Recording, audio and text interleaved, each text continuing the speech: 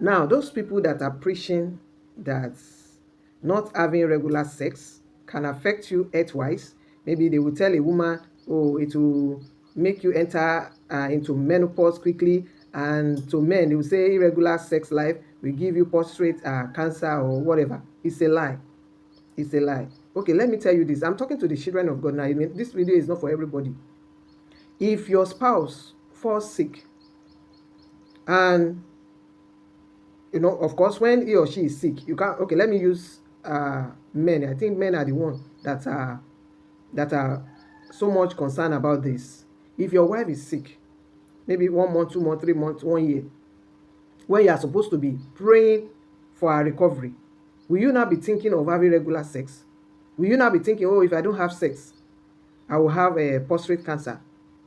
When you are supposed to be on the mountain, whether physically or spiritually, praying and fasting for her recovery. So what will you do in that case?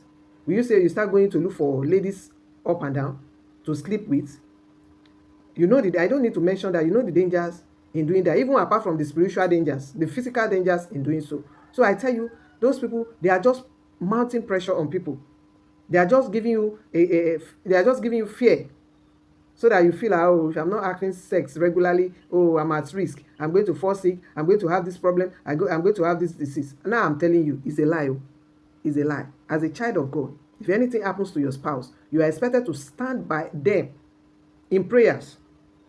I'm not saying when they are no more, yes, if you want to mourn them for as long as you want, maybe 1 month, 2 years, and so on. But as long as they are still alive, if they are sick, you don't have, as a child, I'm talking to children of God. As a child of God, you have no business with sex. All that should be your concern is to make sure your spouse gets better.